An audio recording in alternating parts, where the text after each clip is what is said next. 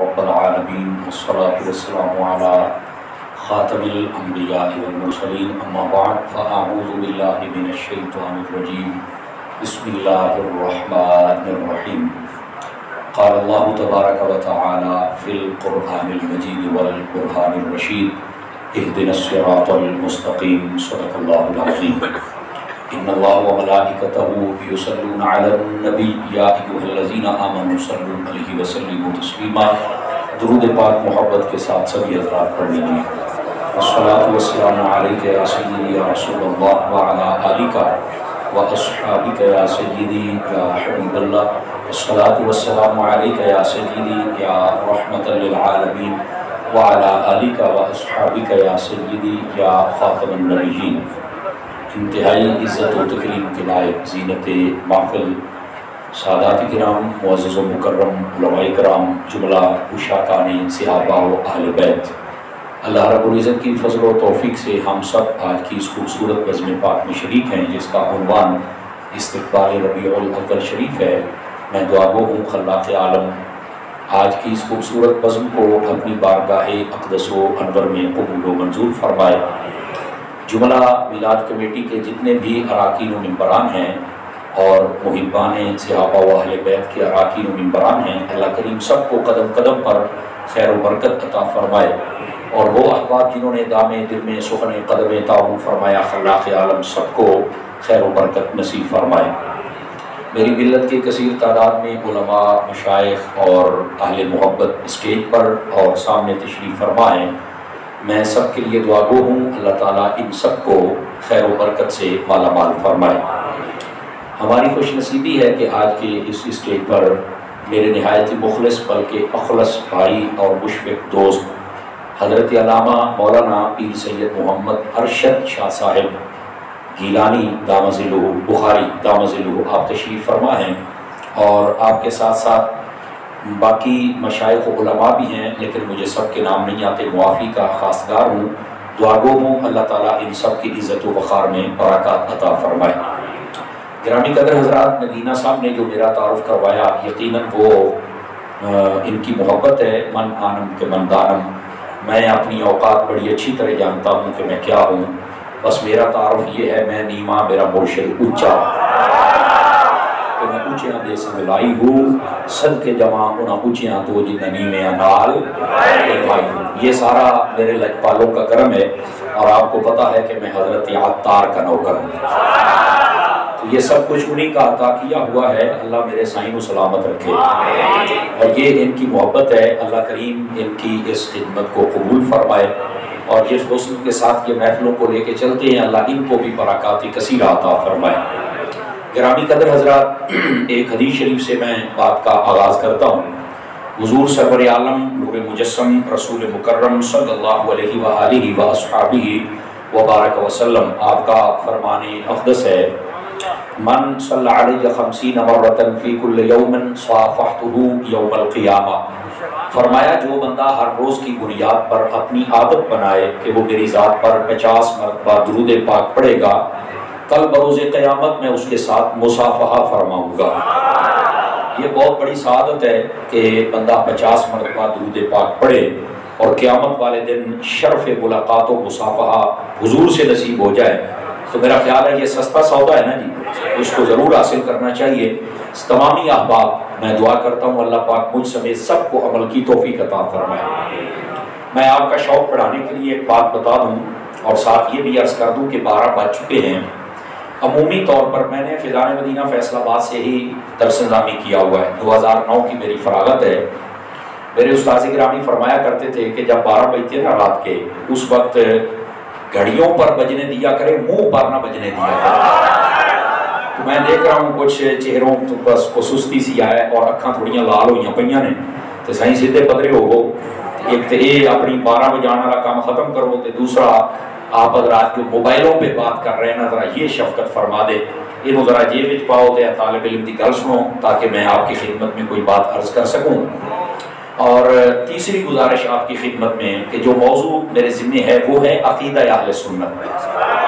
تو میں کوشش کروں گا کہ یہ موضوع آپ کی خدمت میں عرض کرنے کی کوشش کروں اور کوشش کروں گا آسان سے آسان سہل سے سہل کر کے آپ کو سمجھاؤں کہ یہ عقیدہ اہل سنت کس کو کہتے ہیں، اس کی کیا اہمیت ہے، افادیت ہے، کیا ضرورت ہے۔ وہ آپ یہ سمجھتے چلے جائیں گے تو مدینہ مدینہ ہو جائے گا۔ موضوع تو ویسے یہ 9 بجے والا ہے، لیکن کوئی نہیں، آپ جہاں بیٹھے یہ ڈیرا بھی تو سید نظر حسین شاہ صاحب کا ہے اور جامعہ دارالعلوم مصطفی ہے، اور علامہ فخر الملت والاسلام علامہ یوسف نقشبندی صاحب دامت برکاتہ العالیہ، آپ کا فیضان جاری و ساری ہے، اللہ حضرت کو دراز عمر بالخیر عطا فرمائے۔ آپ بیدار مغز لوگ مجھے لگتے ہیں، تو اپنی بیدار مغزی کا آپ نے ثبوت دینا ہے۔ آئیے میں بات کو شروع کرتا ہوں۔ اللہ رب العزت نے قرآن مجید برہان رشید سورۃ الفاتحہ اس میں ارشاد فرمایا اہدنا الصراط المستقیم۔ یہ دعائیہ ترغیب ہے جو اللہ نے خود ارشاد فرمائی کہ تم اپنے رب سے ہدایت کو طلب کیا کرو، اور یہاں پر جو الفاظ ہے اہدنا الصراط المستقیم، یا اللہ ہمیں سیدھے راستے پر چلنے کی توفیق عطا فرما۔ میں یہاں ابتدا میں ایک بات کہہ دوں، یہ جو ترجمہ ہوتا ہے یہ بھی ہر بندے کے بس کی بات نہیں ہوتی۔ توجہ نہیں فرما رہے فرانسیسیوں والے، آپ ذرا دھیان فرمائیں گے، یہ ہر بندے کے بس کی بات نہیں ہوتی۔ یہاں تو جس کا جی چاہتا ہے منہ اٹھا کے کر دیتا ہے۔ مفتی احمد یار خان نعیمی رحمۃ اللہ تعالی آپ کی تفسیر نعیمی کی ابتدا پڑھ لیں، آپ نے بڑی شرائط لکھی ہیں ترجمہ کرنے کے لیے، تو جب ترجمے کا یہ حال ہے تو پھر تفسیر کا حال کیا ہو؟ اور میں کم از کم 20 علوم پر بندے کو عبور حاصل ہو تو پھر بندے کو قرآن کا ترجمہ کرنا چاہیے۔ سمجھ آ رہی ہے؟ تو جب کوئی بندے ڈیوٹیوں سے فارغ ہوتے ہیں، کوئی ڈپٹی صاحب آ گئے تو کوئی تھانے والے آ گئے تو کوئی جناب علی نہر آبادی تو کوئی دریا آبادی، جب انجلے آ گئے نا جی جڑے ویلے ہوئے چاٹ کے ترجمے شروع کر چڑھے تو پھر قوم کے اندر اختلاف ہو گیا۔ اب دیکھیے یہاں آپ اگر اہل سٹیج بھی توجہ کریں اور آپ بھی توجہ کریں تو میں آپ کو ایک بات سمجھاؤں، یہاں اعلیٰ حضرت امام محمد رضا خان رحمۃ اللہ تعالی آپ کے علاوہ جس نے ترجمہ کیا ہے نا اس کو ٹھوکر لگی ہے۔ آپ کہیں گے کیسے؟ علمی ٹھوکر۔ وہ کہتا ہے یا اللہ میں سیدھے راستے پر چلا۔ امام احمد رضا نے ترجمہ کیا یا اللہ میں سیدھے راستے پر چلنے کی توفیق عطا فرما۔ سمجھ آ رہی ہے؟ اچھا باقیوں کا ترجمہ اگر دیکھا جائے تو انہوں نے ایک اور لفظ بھی استعمال کیا، یا اللہ ہمیں سیدھا راستہ دکھا۔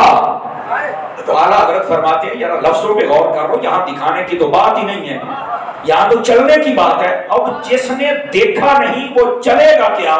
اعلیٰ حضرت فرماتے ہیں ہم نے دیکھا ہوا ہے، بس چلنے کی توفیق عطا فرما دے۔ تو یہ ایک علمی ٹھوکر ہے جو لوگوں کو لگی ہے، لیکن جب علم پورا ہو تو پھر یہ ٹھوکر نہیں لگتی ہے۔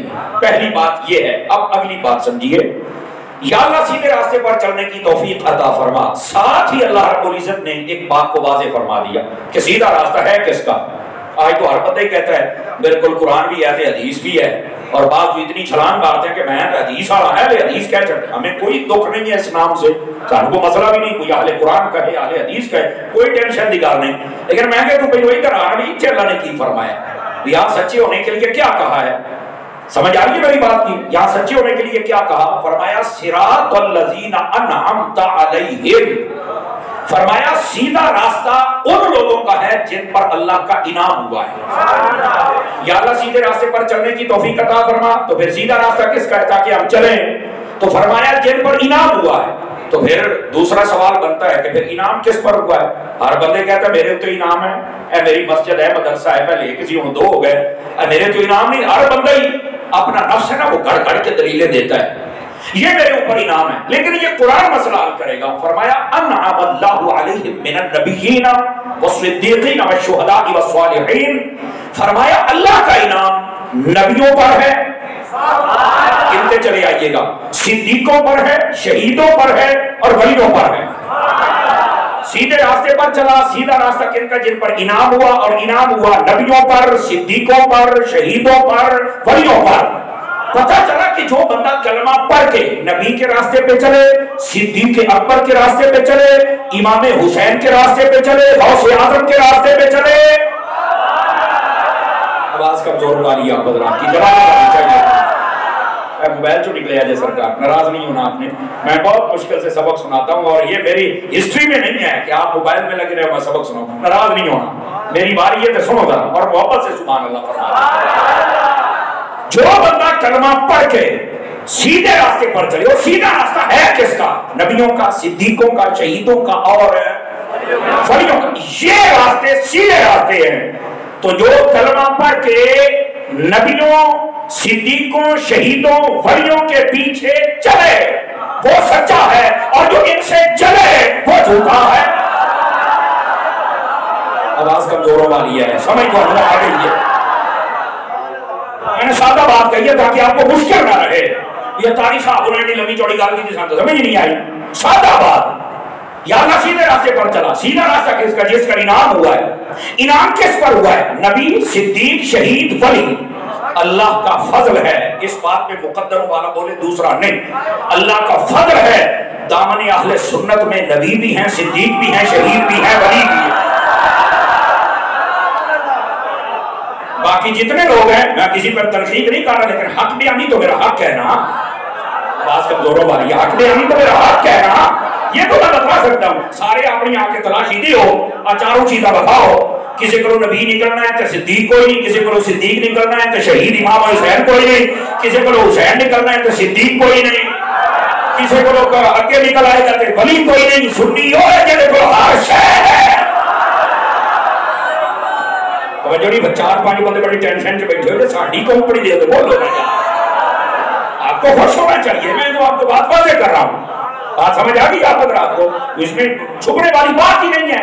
لوگ ایڈیٹیاں بڑیاں اڑ کے گلاں کر رہے ہیں، میرے نہ مناظرہ کر. اور میں کہا بات کر مناظرے کا اترا. آیت کے ترجمے بھی آ گیا، مناظرے کی لوڑ ہی کوئی نہیں. آواز پھر کمزور والی ہو رہی ہے.